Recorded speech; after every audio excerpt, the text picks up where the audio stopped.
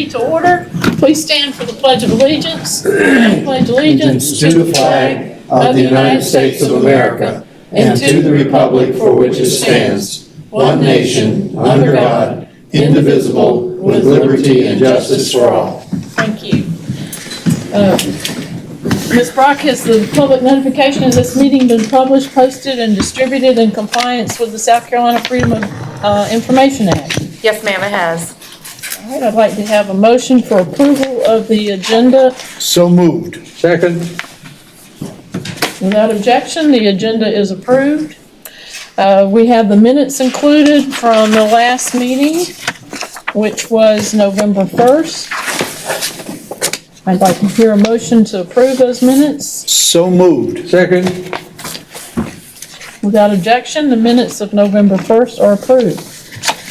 Citizens' comments. Do we have anyone to speak during citizens' comments? We don't have anybody online? Okay.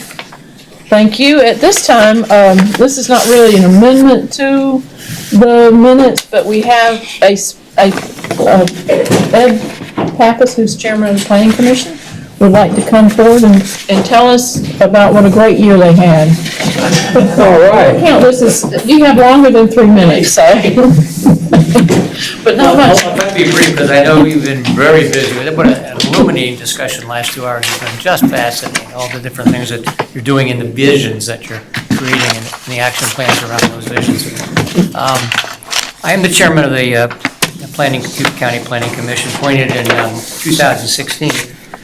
Prior to that, I worked with the Rural and Critical Land Preservation Board for 10 years. So I've been around a little bit, working with the various boards and commissions. Can you pull the mic over a little bit, Ed? Yes. Yeah, thank you. Can you hear me? Can you hear me now? Yeah. All right. Just a little background. As you know, the Planning Commission is made up of 9 commissioners, 4 north of the Broad, 4 south of the Broad, and 1 at large. So that's our makeup. Rob tells me that the Planning Commission is kind of the granddaddy, the big daddy of commissions and boards since it's been around for so long, and it brings them many, many issues before the Natural Resources Committee for their furthering. Our authority obviously comes from the state of South Carolina, and as adopted in the Code of Ordinances by yourselves. Our duties and responsibility are outlined in the Community Development Code, Section 7.5.20. I don't need to enumerate all those for you. If you want a handout, I can give you a handout on those, but I'll set that aside for the moment. We're primarily an advisory body to County Council on applications involving a number of different things, comp plan amendments, text amendments to the Community Development Code, zone map amendments, rezoning, matters of long-range planning, including the Comprehensive Plan and Capital Improvements Program. We also serve as an appellate body on appeals as specified in Section 7.2 of the Community Development Code. During 2011, it's been a very unusual year, obviously, for everybody with the pandemic. And we were confined, as you were, many times with Zoom meetings, trying to find our way through the technologies so we could understand each other and read each other's lips when they were out of sync with the words. But we worked dutifully on 11 text amendments, 8 map requests, and 2 road renaming, and most significantly, the review and recommendation for approval of the 2040 Comprehensive Plan. The vision has been created. It was a lengthy process that was intended to be about a year that stretched itself to 2 years as a result of the pandemic. As a result of that, it's a product that we're very proud of, and I know you're very proud of in passing it, approving it, moving forward with it. I heard it mentioned many times today as a embodiment of the plans that are being recommended to go forward with the ARPA funds. It was a unique experience. Online surveys, community forums, public meetings, really going out into the community was where it really happened. And that's what I think made the plan as good as it is. listening to what the people have to say and responding to them. And as your plans were discussed today, that's a continuance of the foundations of the comprehensive plan. I strongly believe that, a plan is great to have, a strategic plan. I spent my career in big corporate America working on strategic plans that sat nicely on a shelf and weren't looked at, weren't dusted off. The uniqueness of this particular plan is it has a work plan, it has an action plan. It has the who, what, why, when, and how, so that you can take the strategic elements and move them forward. And there's an accountability for things that get done. And I think that's what makes this plan unique, along with all of the data that supports it, that I'm sure will have to be updated based on the census reports and so on. But it's a great product. I'm very proud of it. Of course, another significant development that came from the staff, and the community development staff is par excellence. They're a great team. They've got great players, great leadership, and they've worked on significant developments and recommendations, including things like the fill ordinance and the coastal resiliency overlay initiatives. That's to address coastal environmental vulnerability and resiliency and the impacts of coastal flooding. I think that's enough from me right now. Do you have any questions you'd like to ask me? You're certainly welcome to attend our meetings. There's one tonight. Yes, at 6. Yes, I think I saw. Well, we don't get to see you very often. We know you labor anonymously as far as we're concerned. We don't see you that often. We really appreciate what you do in the Planning Commission, and thank you for coming and taking your time to come and speak to us tonight. Thank you. It's a pleasure. It's an honor to have you, and we know you carry the load for us, and we really appreciate it. Thank you. That was my exact sentiments. Mr. Pappas said, thank you for all you do on the boards and commissions. We know that it is a difficult time doing it, but on behalf of County Council, thank you for all the hard work you've done. Thank you for your leadership. Thank you for I your just want to make one comment. accomplishments. Yes, sir. I appreciate you. I've known Ed for several years, and when I saw the action plan elements in it, I just said Ed hand is all into that. So appreciate it, because you always talked about accountability and the community or the organization to be accountable to the people. That has been your lifeline ever since I met you. Thank you. Thank you. Thank you again. Thank you. Thanks. And we plan to have other chairmen of other boards and commissions come through the year to give us an update, but we're very glad to have you as our first one today.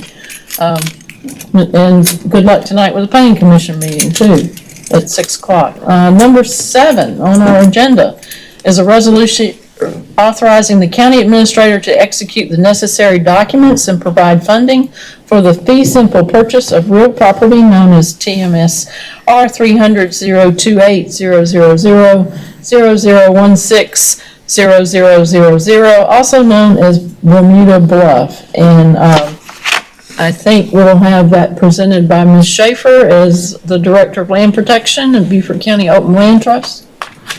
And in your packet, I hope everyone had a chance to review that. Yes, good evening, good afternoon. So happy to present this project to you because I think it's a great opportunity for your consideration, and it's also the first project that I received an application for that has moved its way through the entire process. So y'all know I've been in this role a year now, and that's about how long it takes, but you've got a really great product in front of you, a really great property and opportunity in front of you, I believe, and on behalf of the staff, I think they would wholeheartedly echo that recommendation. Bermuda Bluff is approximately 24 acres, 19.9 of which are high. And it surrounds an existing county property on St. Helena. It provides water access. The county property is often used as a fishing spot or kind of a spot for quiet moments overlooking the Port Royal Sound and Paris Island. It is surrounded by other protected land on St. Helena, including several farms, and it is, you have an opportunity to purchase it with a clean phase 1 and all the due diligence checking out. So it's a great opportunity to answer some of the needs of the green print with respect to being able to provide water access and passive recreation opportunities, and it's a great opportunity to complement existing county-owned facilities. So that is a short update on Bermuda Bluff, well under Eric's requested 10 minutes. I'm happy to answer any questions. I'll open it up for questions and entertain a motion. So you birthed this one. Sure. I will make that motion. Okay, do I have a second? I'll second that. Mr. Glover, okay. Discussion, would anyone like to make comments on this project? Or discuss it? This is great to have this one come to fruition. All right. Mr. Greenway, do you have a comment, or? No, I do not. Okay, Wait 1 minute. all right. So this will be moved to county council without Yes, objection? without objection, this will move to county council. No objection? Kate, just quickly, what was the ranking on this? I don't see the ranking on this here. I know it has to be. I'm not you gonna say gotta it has to be high, but it doesn't really matter for me. That's a good question. I don't remember from our rural and critical meeting, but I can let you know before your council vote. Okay, that would be good to know. Yep. All right. Okay, this one will move forward to county. No, it's not on the project analysis. I'll find out. Thank you. Okay. The next item is a resolution authorizing the county administrator to refund the $3,001.54 amount of impact fees paid by Beaufort County Housing Authority on 2 units, which have 8 units in each unit. And Yeah, can we do the next one with it? yeah, we'll take both 8 and 9 together in Councilmember Rodman fashion. We'll do a mini consent agenda here on 8 and 9. And number 9. And take one motion, so anyway. Number 9 is impact fees paid by the Hilton Head Regional Habitat for Humanity on units on Alex Patterson Road. Yes, sir, go ahead. Yeah, so 2 things. One is I'm not sure this has to come before council because of the amounts, because it's well within my limits of $50,000. But since it is an impact fee waiver and refund, I did think it rose to the level, at least having committee review before we did this. These are projects that have essentially been built in the case of the Beaufort Housing Authority, a situation we're refunding those. This one goes all the way back to the time that John Weaver was here as interim county administrator, so that's some time. The Hilton Head Regional Habitat, 4 of those units, I believe, have been built and have been permitted. 4 units have yet to be permitted, so it will be a refund on a portion of it, a waiver on those that have not yet requested a waiver.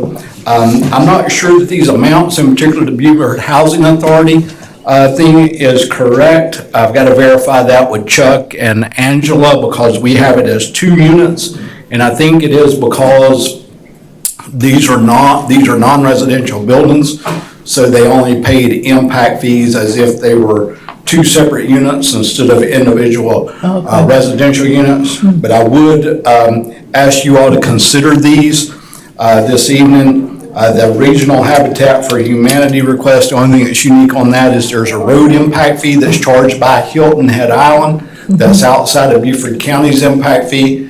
This waiver and refund would not cover that amount, so that needs to be clear to council.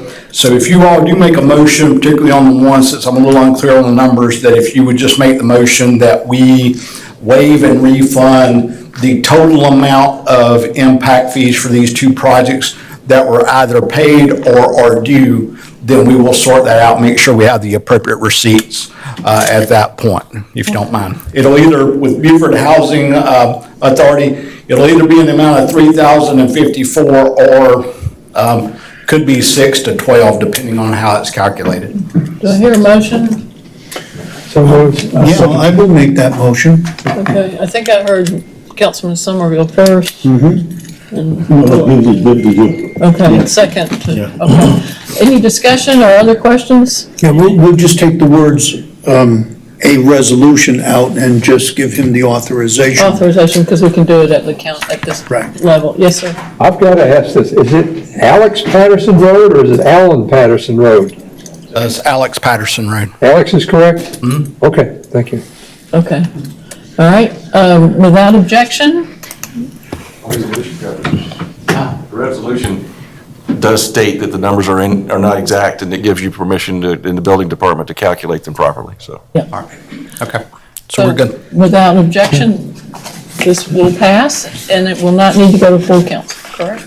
Will the council need to do the resolution at full council, or is the committee sufficient? Well, you started it through the council process, so I think it wouldn't hurt and probably is best to go We'll have to it on for council. the 13th. All right, it will be on the agenda for December. Thank All you. right, thank you. All right, in your packet, there is a list of all the agencies, boards, and commissions and number of vacancies. This was included by our clerk, and we're doing pretty good, but there's a few vacancies to fill, and we're working on those. So, is there any other business for the Natural Resource Committee? Seeing none, we are adjourned. What took you so long?